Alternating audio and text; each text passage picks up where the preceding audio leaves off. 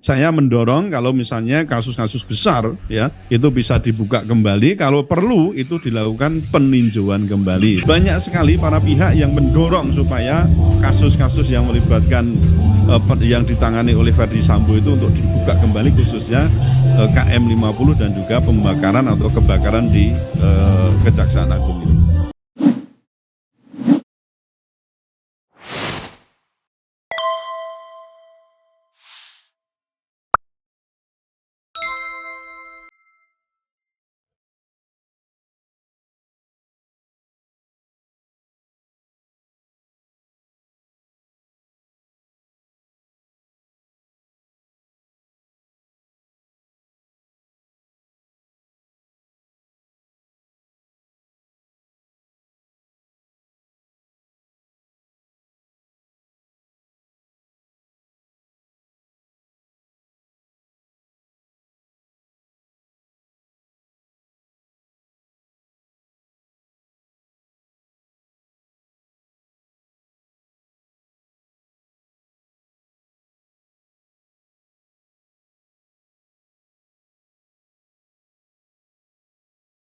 Ya, Prof. Balik lagi ke persoalan kalau reorganisasi, restrukturisasi atau apapun yang berkaitan dengan keinginan untuk menjadikan kepolisian Republik Indonesia secara kelembagaan itu baik, itu kan sebetulnya kalau dilihat dari sisi basis filosofisnya terkait dengan tupoksi yang berkaitan dengan urusan keamanan, harusnya kan inherent dengan keberadaan masyarakat, berbeda dengan pertahanan. Salah satu pertanyaan kemarin yang disampaikan Pak Sulaiman misalnya, kenapa kepolisian itu dipersenjatai layaknya domain urusan pertahanan. Nah, sejauh mana Anda melihat filosofis keamanan yang harusnya integral dengan masyarakat itu dengan keberadaan tampilan kepolisian yang sekarang ini ada? Jadi tadi saya sebutkan ada 3 tugas pokok kepolisian itu. Yang pertama adalah pelayanan dan pengayoman. Jadi pelayanan dan pengayoman itu satu. Lalu yang kedua adalah Harkamtipmas, berarti memelihara keamanan dan ketertiban masyarakat. Kemudian yang ketiga adalah melakukan penegakan hukum. Untuk 2 fungsi yang awal tadi itu tidak terkait dengan penggunaan senjata dan seterusnya, Mas. Tapi yang ketiga, ketika menjadi seorang penegak hukum, dia memang diberikan kewenangan untuk apa? Untuk menangkap, untuk menahan, kemudian untuk melakukan upaya penggunaan kekerasan. Ada simbol. Jadi simbol kekerasan ini karakteristik kepolisian, pekerjaan polisi itu kan penggunaan kekerasan yang dalam batas tertentu yang terukur namanya. Ada simbolnya kekerasan apa? Borgol. Lalu ada kecrek ya, kecrek itu borgol tadi ya, borgol itu kayak wong Jawa ngarani kecrek ya. Jadi borgol, ada pentungan, ada pistol. Nah ini kan lambang kekerasan sebenarnya. Nah penggunaannya itu tetap harus terukur. Ada ketentuan-ketentuan internasional bagaimana menggunakan senjata. Tidak boleh kemudian langsung pada membunuh, tapi boleh melumpuhkan, kan itu. Kalau misalnya ada perlawanan atau mungkin mau melarikan diri, tidak boleh kemudian tiba-tiba langsung dikenakan tembak mati. Bahkan kita kenal yang Mas tahu kan, yang ada berapa ratus orang itu yang extrajudicial killing. Ya, melalui extrajudicial killing itu. Ya kan itu sebenarnya kan tidak perlu sampai di sana. Terakhir yang kasusnya Pak Dr. Sunardi yang di Sukoharjo. Itu kenapa harus langsung membunuh gitu loh.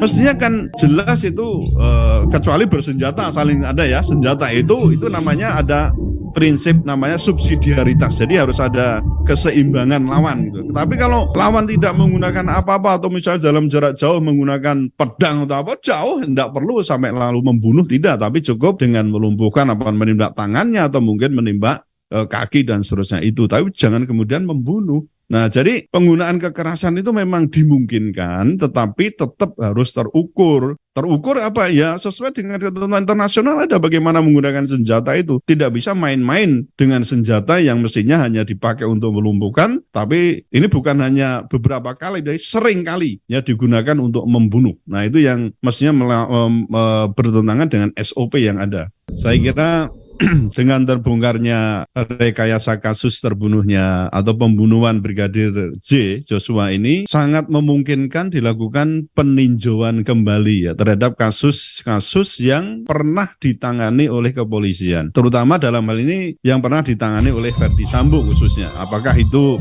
persoalan KM 50 atau ya terbunuhnya atau pembunuhan ya secara keji terhadap 6 anggota Laskar FPI itu, ataupun juga persoalan kebakaran Kejaksaan Agung itu sampai sekarang kan tetap ada misteri-misteri di situ. Karena pada dasarnya kalau kita lihat terhadap koleganya sendiri saja itu pembunuhan dilakukan sedemikian rupa, ya apalagi kok itu di luar. Apakah juga tidak mungkin di situ ada rekayasa? Saya kira dengan terbongkarnya rekayasa kasus terbunuhnya atau pembunuhan Brigadir J Joshua ini sangat memungkinkan dilakukan peninjauan kembali ya terhadap kasus-kasus yang pernah ditangani oleh kepolisian, terutama dalam hal ini yang pernah ditangani oleh Verdi Sambo khususnya. Apakah itu persoalan KM 50 atau ya terbunuhnya atau pembunuhan ya secara keji terhadap 6 anggota Laskar FPI itu, ataupun juga persoalan kebakaran Kejaksaan Agung itu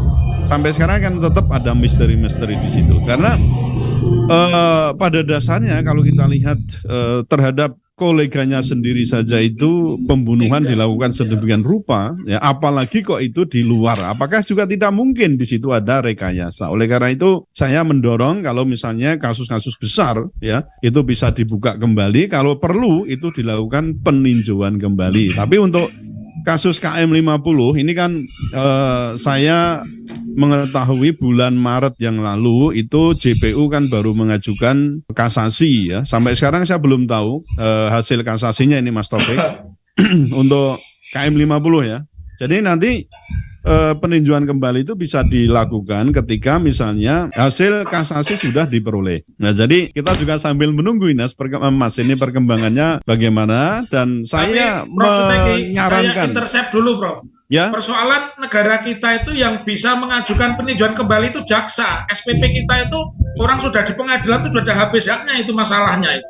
Jadi keadilan itu sudah di tangan jaksa. Jadi ya, nggak mungkin kan korban mengajukan PK kita boleh mengajukan peninjauan kembali kan Mas Taufik, kan teorinya boleh mengajukan peninjauan kembali kalau memang nanti ditemukan ada novum kan begitu, ada temuan atau fakta baru. Saya kira itu tetap bisa dilakukan. Nah, untuk ini supaya lebih jelas lagi ya saya menyarankan seperti dahulu perlu dibentuk tim gabungan pencari fakta untuk kasus KM 50 itu. Nah, supaya pekerjaan TP3 itu juga tidak mubadir begitu loh. Jadi ini saya kira untuk bisa dibuka kembali namanya usulan. Nanti silakan aja dipertimbangkan, dan saya kira banyak sekali para pihak yang mendorong supaya kasus-kasus yang melibatkan yang ditangani oleh Verdi Sambo itu untuk dibuka kembali, khususnya KM 50 dan juga pembakaran atau kebakaran di Kejaksaan Agung itu.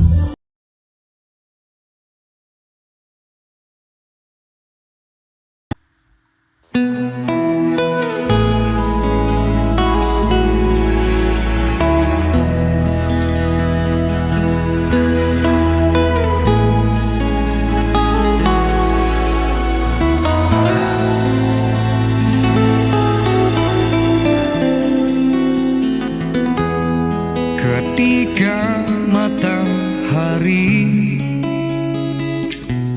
hanya di atas kepala panas melelehkan, ketika keadilan akan ditegakkan di hari akhir zaman. Padang yang luas tak ada naungan, tapi engkau pemimpin adil.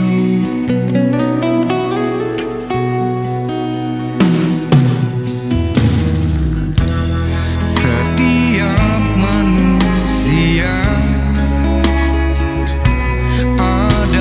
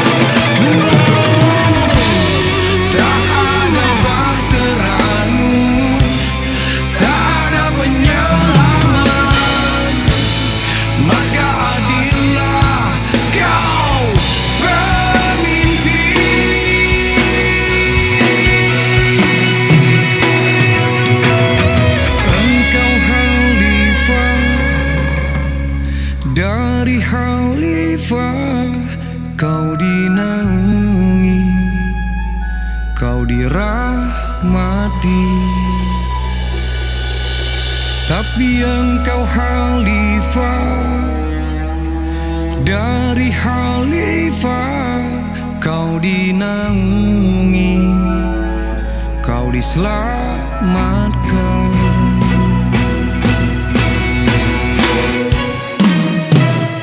Engkau bisa bawa mata air kebaikan bagi manusia.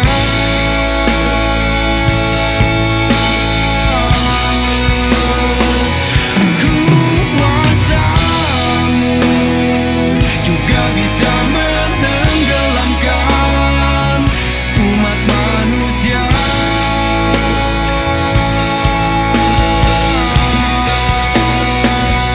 Engkau bisa bawa mata air kebaikan bagi manusia.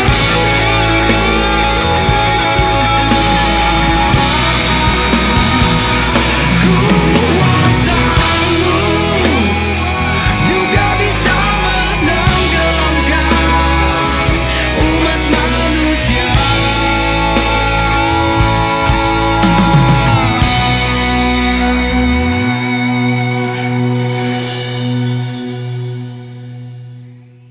Tapi engkau khalifah, dari khalifah kau dinaungi, kau diselamatkan.